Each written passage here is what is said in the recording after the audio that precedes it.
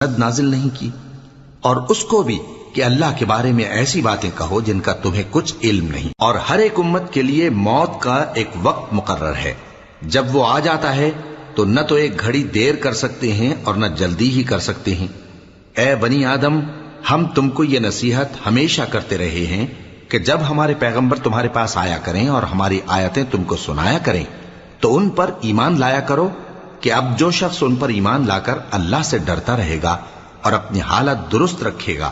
تو ایسے لوگوں کو نہ کچھ خوف ہوگا اور نہ وہ غمناک ہوں گے، اور جنہوں نے ہماری آیتوں کو جھٹلایا